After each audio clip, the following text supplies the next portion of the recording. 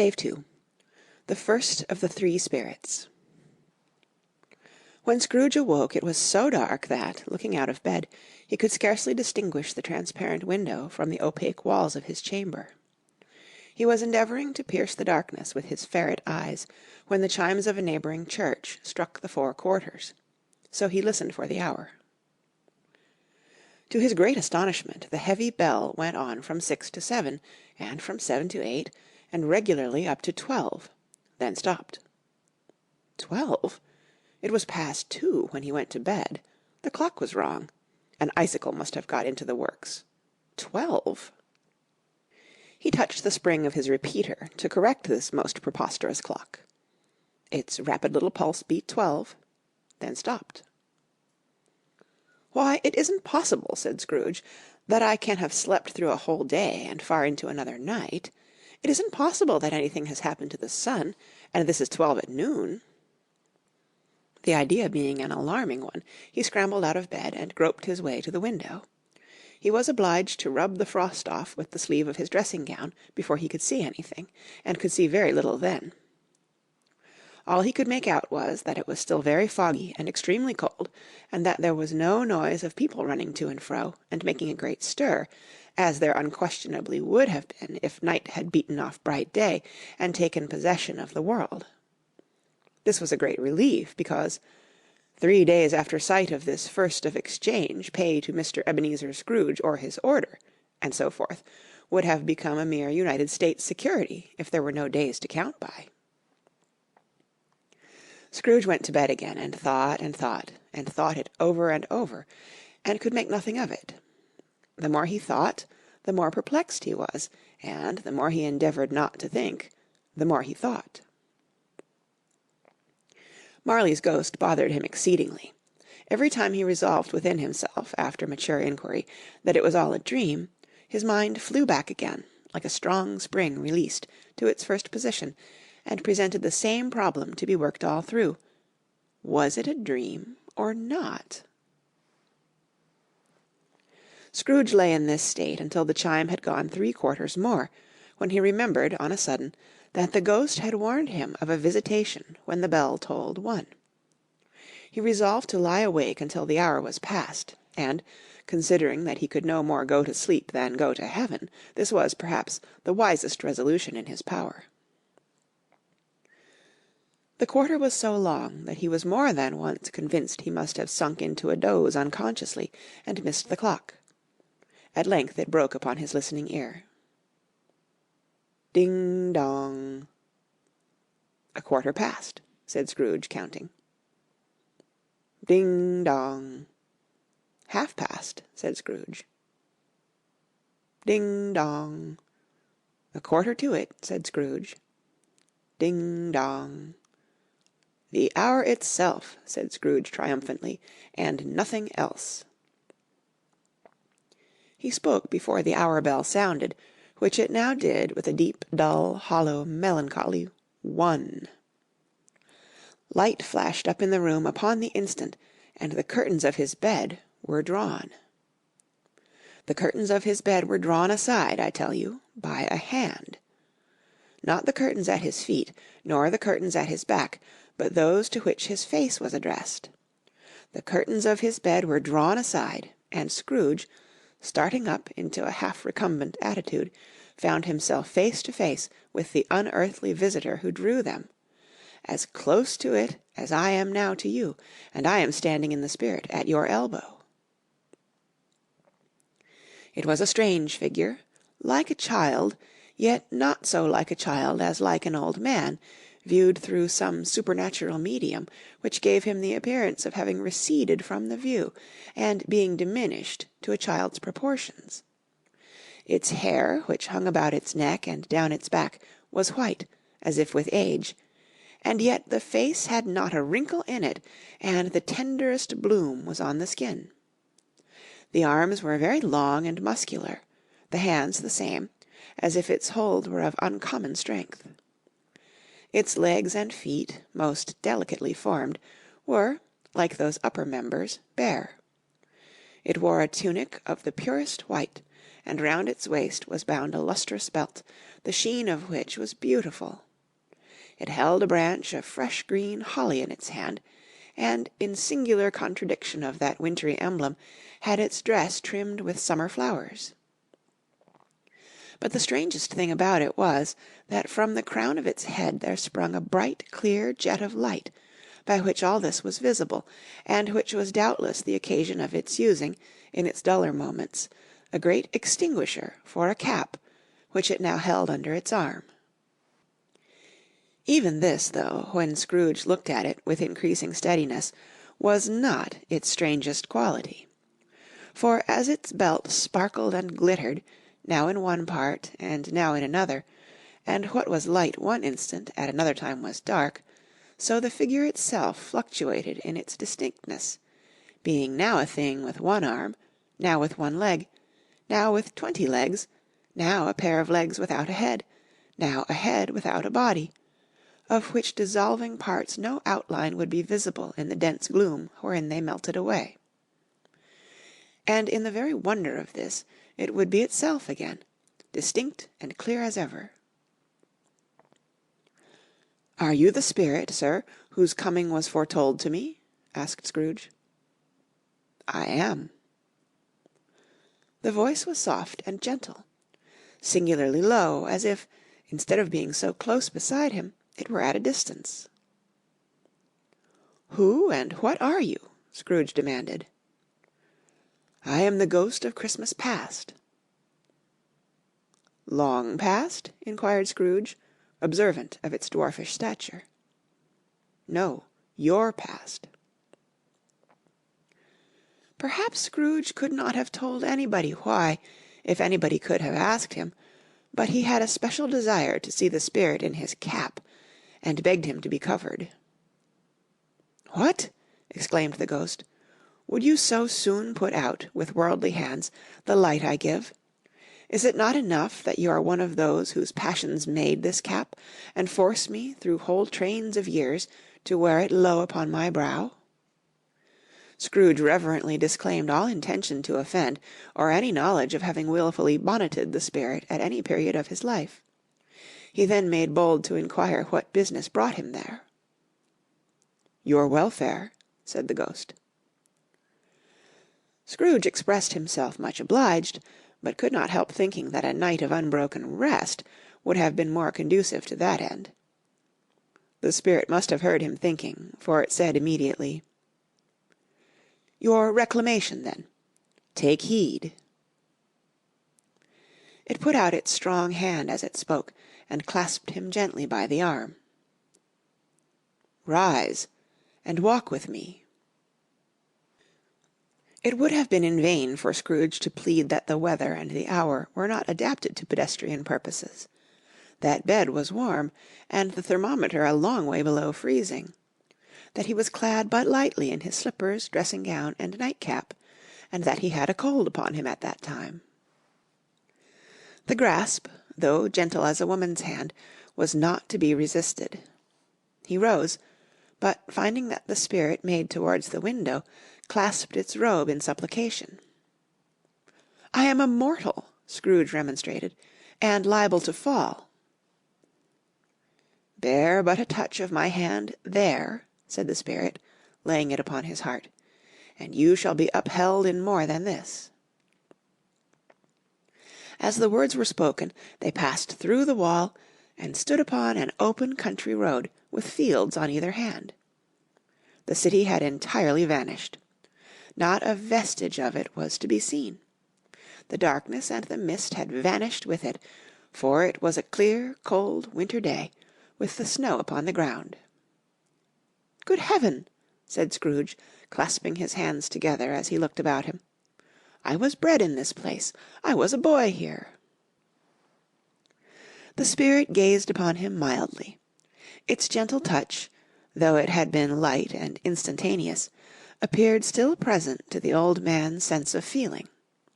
He was conscious of 1,000 odours floating in the air, each one connected with 1,000 thoughts, and hopes, and joys, and cares long, long forgotten. "Your lip is trembling," said the ghost, And what is that upon your cheek?" Scrooge muttered, with an unusual catching in his voice, that it was a pimple, and begged the ghost to lead him where he would. "You recollect the way?" inquired the spirit. "Remember it!" cried Scrooge with fervour. "I could walk it blindfold." "Strange to have forgotten it for so many years," observed the ghost. "Let us go on." They walked along the road, Scrooge recognizing every gate and post and tree, until a little market town appeared in the distance, with its bridge, its church, and winding river. Some shaggy ponies now were seen trotting towards them with boys upon their backs, who called to other boys in country gigs and carts, driven by farmers. All these boys were in great spirits, and shouted to each other, until the broad fields were so full of merry music that the crisp air laughed to hear it. "These are but shadows of the things that have been," said the ghost. "They have no consciousness of us." The jocund travellers came on, and as they came Scrooge knew and named them every one. Why was he rejoiced beyond all bounds to see them? Why did his cold eye glisten, and his heart leap up as they went past? Why was he filled with gladness when he heard them give each other Merry Christmas, as they parted at cross-roads and byways for their several homes? What was Merry Christmas to Scrooge? Out upon Merry Christmas! What good had it ever done to him? "The school is not quite deserted," said the ghost. "A solitary child, neglected by his friends, is left there still." Scrooge said he knew it, and he sobbed. They left the high road by a well-remembered lane, and soon approached a mansion of dull red brick, with a little weathercock-surmounted cupola on the roof, and a bell hanging in it. It was a large house, but one of broken fortunes, for the spacious offices were little used, their walls were damp and mossy, their windows broken, and their gates decayed. Fowls clucked and strutted in the stables, and the coach-houses and sheds were overrun with grass. Nor was it more retentive of its ancient state within, for, entering the dreary hall and glancing through the open doors of many rooms, they found them poorly furnished, cold, and vast. There was an earthly savour in the air, a chilly bareness in the place, which associated itself somehow with too much getting up by candlelight, and not too much to eat. They went, the ghost and Scrooge, across the hall, to a door at the back of the house. It opened before them, and disclosed a long, bare, melancholy room, made barer still by lines of plain deal forms and desks. At one of these a lonely boy was reading near a feeble fire, and Scrooge sat down upon a form, and wept to see his poor, forgotten self as he had used to be. Not a latent echo in the house, not a squeak and scuffle from the mice behind the panelling, not a drip from the half-thawed water-spout in the dull yard behind, not a sigh among the leafless boughs of one despondent poplar, not the idle swinging of an empty storehouse door, no, not a clicking in the fire, but fell upon the heart of Scrooge with softening influence, and gave a freer passage to his tears. The spirit touched him on the arm, and pointed to his younger self, intent upon his reading. Suddenly a man in foreign garments, wonderfully real and distinct to look at, stood outside the window, with an axe stuck in his belt, and leading by the bridle an ass laden with wood. "Why, it's Ali Baba!" Scrooge exclaimed in ecstasy. "It's dear, old, honest Ali Baba! Yes, yes, I know. One Christmas time, when yonder solitary child was left here all alone, he did come, for the first time, just like that. Poor boy! And Valentine," said Scrooge, "and his wild brother Orson, there they go. And what's his name, who was put down in his drawers, asleep, at the gate of Damascus, don't you see him? And the Sultan's groom turned upside down by the genie. There he is upon his head. Serve him right. I'm glad of it. What business had he to be married to the princess?" To hear Scrooge expending all the earnestness of his nature on such subjects, in a most extraordinary voice, between laughing and crying, and to see his heightened and excited face, would have been a surprise to his business friends in the city, indeed. "And there's the parrot!" cried Scrooge. "Green body and yellow tail, with a thing like a lettuce growing out of the top of his head. There he is. Poor Robin Crusoe, he called him, when he came home again after sailing around the island. Poor Robin Crusoe, where have you been, Robin Crusoe?" The man thought he was dreaming, but he wasn't. It was the parrot, you know. There goes Friday, running for his life to the little creek. Halloa! Hoop! Hallo! Then, with a rapidity of transition very foreign to his usual character, he said, in pity for his former self, "Poor boy!" and cried again. "I wish," Scrooge muttered, putting his hand in his pocket and looking about him, after drying his eyes with his cuff, "but it's too late now." "What is the matter?" asked the spirit. "Nothing," said Scrooge, "nothing. There was a boy singing a Christmas carol at my door last night. I should like to have given him something, that's all." The ghost smiled thoughtfully and waved its hand, saying as it did so, "Let us see another Christmas." Scrooge's former self grew larger at the words, and the room became a little darker and more dirty. The panels shrunk, the windows cracked, fragments of plaster fell out of the ceiling, and the naked laths were shown instead, but how all this was brought about Scrooge knew no more than you do. He only knew that it was quite correct, that everything had happened so, that there he was, alone again, when all the other boys had gone home for the jolly holidays. He was not reading now, but walking up and down despairingly. Scrooge looked at the ghost, and, with a mournful shaking of his head, glanced anxiously towards the door. It opened, and a little girl, much younger than the boy, came darting in, and, putting her arms about his neck and often kissing him, addressed him as her dear, dear brother. "I have come to bring you home, dear brother," said the child, clapping her tiny hands, and bending down to laugh. "To bring you home, home, home." "Home, little Fan?" returned the boy. "Yes," said the child, brimful of glee. "Home for good and all, home for ever and ever. Father is so much kinder than he used to be, that home's like heaven. He spoke so gently to me one dear night when I was going to bed, that I was not afraid to ask him once more if you might come home, and he said yes, you should, and sent me in a coach to bring you. And you're to be a man," said the child, opening her eyes, "and are never to come back here, but first we're to be together all the Christmas long, and have the merriest time in all the world." "You are quite a woman, little Fan," exclaimed the boy. She clapped her hands, and laughed, and tried to touch his head, but, being too little, laughed again, and stood on tiptoe to embrace him. Then she began to drag him, in her childish eagerness, towards the door, and he, nothing loath to go, accompanied her. A terrible voice in the hall cried, "Bring down Master Scrooge's box there!" and in the hall appeared the schoolmaster himself, who glared on Master Scrooge with a ferocious condescension, and threw him into a dreadful state of mind by shaking hands with him.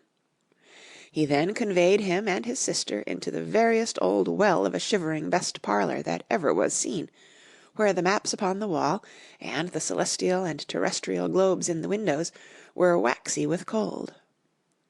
Here he produced a decanter of curiously light wine, and a block of curiously heavy cake, and administered instalments of those dainties to the young people, at the same time sending out a meagre servant to offer a glass of something to the post-boy, who answered that he thanked the gentleman, but if it was the same tap as he had tasted before, he had rather not.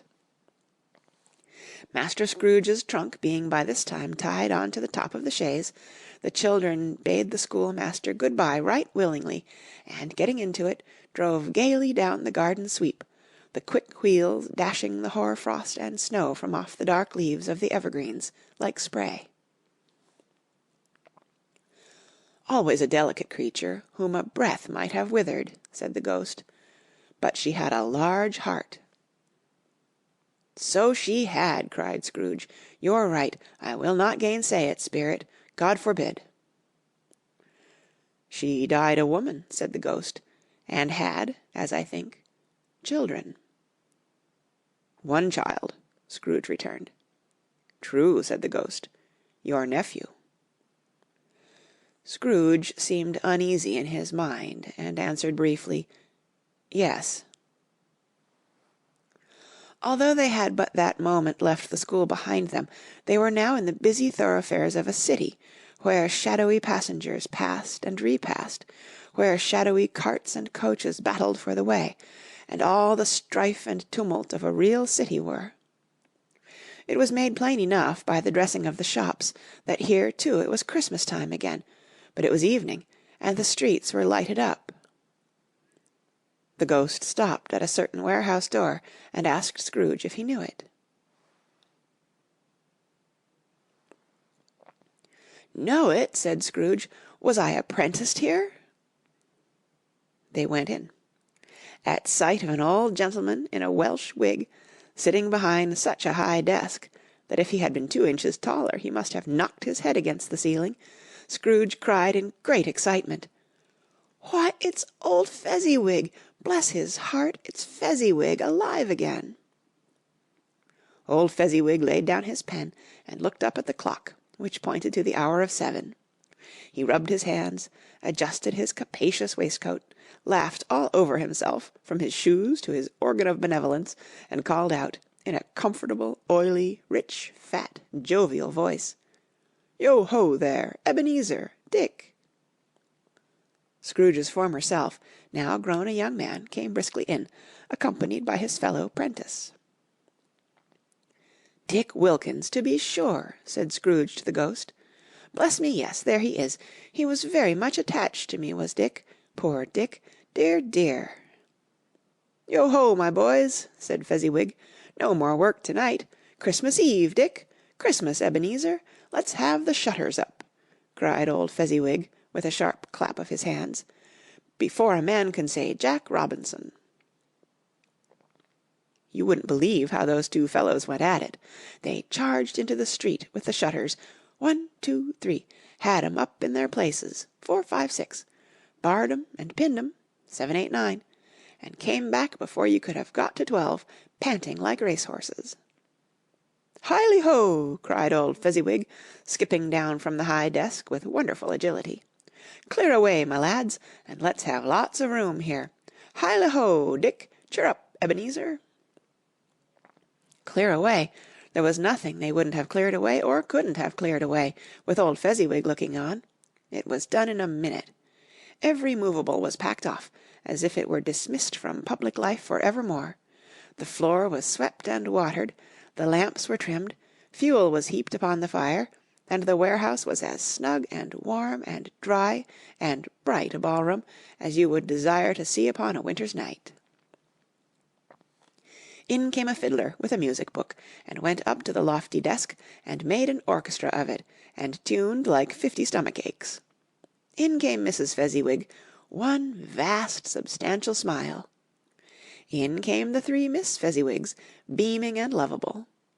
In came the 6 young followers whose hearts they broke. In came all the young men and women employed in the business. In came the housemaid, with her cousin the baker. In came the cook, with her brother's particular friend the milkman.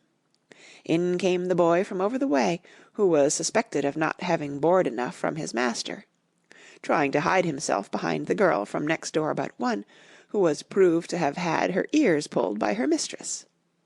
In they all came, one after another, some shyly, some boldly, some gracefully, some awkwardly, some pushing, some pulling, in they all came, anyhow and everyhow. Away they all went, 20 couple at once, hands half round and back again the other way, down the middle and up again, round and round in various stages of affectionate grouping, old top couple always turning up in the wrong place, new top couple starting off again as soon as they got there, all top couples at last, and not a bottom one to help them. When this result was brought about, old Fezziwig, clapping his hands to stop the dance, cried out, "Well done!" and the fiddler plunged his hot face into a pot of porter, especially provided for that purpose. But, scorning rest upon his reappearance, he instantly began again, though there were no dancers yet, as if the other fiddler had been carried home exhausted on a shutter, and he were a brand new man, resolved to beat him out of sight or perish. There were more dances, and there were forfeits, and more dances, and there was cake, and there was negus, and there was a great piece of cold roast, and there was a great piece of cold boiled, and there were mince pies, and plenty of beer. But the great effect of the evening came after the roast and boiled, when the fiddler, an artful dog, mind, the sort of man who knew his business better than you or I could have told it him, struck up Sir Roger de Coverley. Then old Fezziwig stood out to dance with Mrs. Fezziwig. Top couple, too, with a good stiff piece of work cut out for them. 3 or 4 and 20 pair of partners, people who were not to be trifled with, people who would dance, and had no notion of walking. But if they had been twice as many, 4 times, old Fezziwig would have been a match for them, and so would Mrs. Fezziwig. As to her, she was worthy to be his partner in every sense of the term. If that's not high praise, tell me higher, and I'll use it. A positive light appeared to issue from Fezziwig's calves. They shone in every part of the dance like moons. You couldn't have predicted, at any given time, what would become of them next. And when old Fezziwig and Mrs. Fezziwig had gone all through the dance, advance and retire, both hands to your partner, bow and curtsy, corkscrew, thread the needle, and back again to your place, Fezziwig cut so deftly that he appeared to wink with his legs, and came upon his feet again without a stagger. When the clock struck 11, this domestic ball broke up. Mr. and Mrs. Fezziwig took their stations, one on either side of the door, and shaking hands with every person individually as he or she went out, wished him or her a Merry Christmas. When everybody had retired but the 2 prentices, they did the same to them, and thus the cheerful voices died away, and the lads were left to their beds, which were under a counter in the back shop. During the whole of this time Scrooge had acted like a man out of his wits. His heart and soul were in the scene, and with his former self. He corroborated everything, remembered everything, enjoyed everything, and underwent the strangest agitation. It was not until now, when the bright faces of his former self and Dick were turned from them, that he remembered the ghost, and became conscious that it was looking full upon him, while the light upon its head burnt very clear. "A small matter," said the ghost, "to make these silly folks so full of gratitude." "Small?" echoed Scrooge. The spirit signed to him to listen to the 2 apprentices, who were pouring out their hearts in praise of Fezziwig, and when he had done so, said, "Why, is it not? He has spent but a few pounds of your mortal money, 3 or 4 perhaps. Is that so much that he deserves this praise?" "It isn't that," said Scrooge, heated by the remark, and speaking unconsciously like his former, not his latter self. "It isn't that, spirit. He has the power to render us happy or unhappy, to make our service light or burdensome, a pleasure or a toil. Say that his power lies in words and looks, in things so slight and insignificant that it is impossible to add and count 'em up. What then? The happiness he gives us is quite as great as if it cost a fortune." He felt the spirit's glance, and stopped. "What is the matter?" asked the ghost. "Nothing particular," said Scrooge. "Something, I think," the ghost insisted.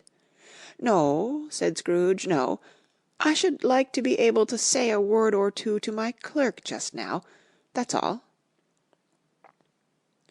His former self turned down the lamps as he gave utterance to the wish, and Scrooge and the ghost again stood side by side in the open air. "My time grows short," observed the spirit. "Quick!" This was not addressed to Scrooge, or to anyone whom he could see, but it produced an immediate effect. For again Scrooge saw himself. He was older now, a man in the prime of life. His face had not the harsh and rigid lines of later years, but it had begun to wear the signs of care and avarice. There was an eager, greedy, restless motion in the eye, which showed the passion that had taken root, and where the shadow of the growing tree would fall. He was not alone, but sat by the side of a fair young girl in a mourning dress, in whose eyes there were tears, which sparkled in the light that shone out of the ghost of Christmas past. "It matters little," she said softly. "To you, very little. Another idol has displaced me, and if it can cheer and comfort you in time to come, as I would have tried to do, I have no just cause to grieve." "What idol has displaced you?" he rejoined. "A golden one." "This is the even-handed dealing of the world," he said. "There is nothing on which it is so hard as poverty, and there is nothing it professes to condemn with such severity as the pursuit of wealth." "You fear the world too much," she answered gently. "All your other hopes have merged into the hope of being beyond your chance of its sordid reproach. I have seen your nobler aspirations fall off one by one until the master passion, gain, engrosses you. Have I not?" "What then?" he retorted. "Even if I have grown so much wiser, what then?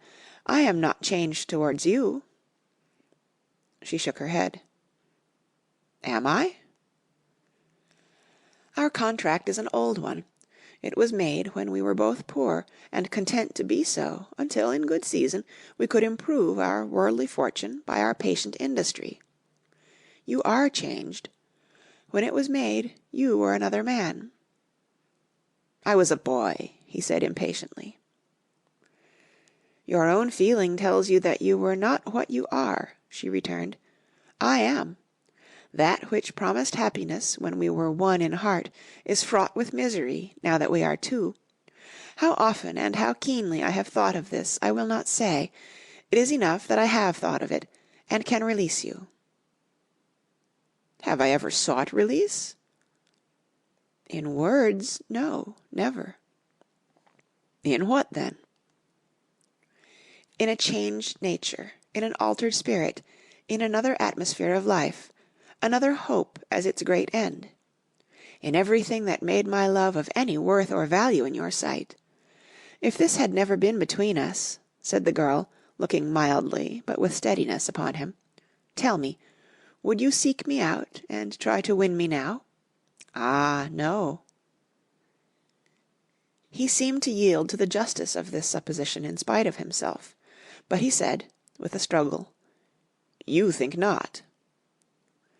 "I would gladly think otherwise if I could," she answered. "Heaven knows. When I have learned a truth like this, I know how strong and irresistible it must be. But if you were free to-day, to-morrow, yesterday, can even I believe that you would choose a dowerless girl, you who, in your very confidence with her, weigh everything by gain? Or, choosing her, if for a moment you were false enough to your one guiding principle to do so, do I not know that your repentance and regret would surely follow? I do, and I release you. With a full heart, for the love of him you once were." He was about to speak, but, with her head turned from him, she resumed. "You may, the memory of what is past half makes me hope you will, have pain in this, a very, very brief time, and you will dismiss the recollection of it gladly, as an unprofitable dream, from which it happened well that you awoke. May you be happy in the life you have chosen." She left him, and they parted. "Spirit," said Scrooge, "show me no more. Conduct me home. Why do you delight to torture me?" "One shadow more," exclaimed the ghost. "No more," cried Scrooge. "No more. I don't wish to see it. Show me no more." But the relentless ghost pinioned him in both his arms, and forced him to observe what happened next. They were in another scene and place, a room not very large or handsome, but full of comfort. Near to the winter fire sat a beautiful young girl, so like the last that Scrooge believed it was the same, until he saw her, now a comely matron, sitting opposite her daughter. The noise in this room was perfectly tumultuous, for there were more children than Scrooge in his agitated state of mind could count, and, unlike the celebrated herd in the poem, they were not 40 children conducting themselves like one, but every child was conducting itself like 40. The consequences were uproarious beyond belief, but no one seemed to care. On the contrary, the mother and daughter laughed heartily and enjoyed it very much, and the latter, soon beginning to mingle in the sports, got pillaged by the young brigands most ruthlessly. What would I not have given to be one of them, though I never could have been so rude, no, no. I wouldn't for the wealth of all the world have crushed that braided hair and torn it down, and for the precious little shoe I wouldn't have plucked it off, God bless my soul, to save my life. As to measuring her waist in sport, as they did, bold young brood, I couldn't have done it. I should have expected my arm to have grown round it for a punishment, and never come straight again. And yet I should have dearly liked, I own, to have touched her lips, to have questioned her, that she might have opened them, to have looked upon the lashes of her downcast eyes, and never raised a blush, to have let loose waves of hair, an inch of which would be a keepsake beyond price. In short, I should have liked, I do confess, to have had the lightest license of a child, and yet to have been man enough to know its value. But now a knocking at the door was heard, and such a rush immediately ensued that she, with laughing face and plundered dress, was borne towards it in the centre of a flushed and boisterous group, just in time to greet the father, who came home attended by a man laden with Christmas toys and presents. Then the shouting and the struggling, and the onslaught that was made on the defenceless porter. The scaling him, with chairs for ladders, to dive into his pockets, despoil him of brown paper parcels, hold on tight by his cravat, hug him round the neck, pummel his back, and kick his legs in irrepressible affection. The shouts of wonder and delight with which the development of every package was received. The terrible announcement that the baby had been taken in the act of putting a doll's frying-pan into his mouth, and was more than suspected of having swallowed a fictitious turkey, glued on a wooden platter. The immense relief of finding this a false alarm. The joy and gratitude and ecstasy.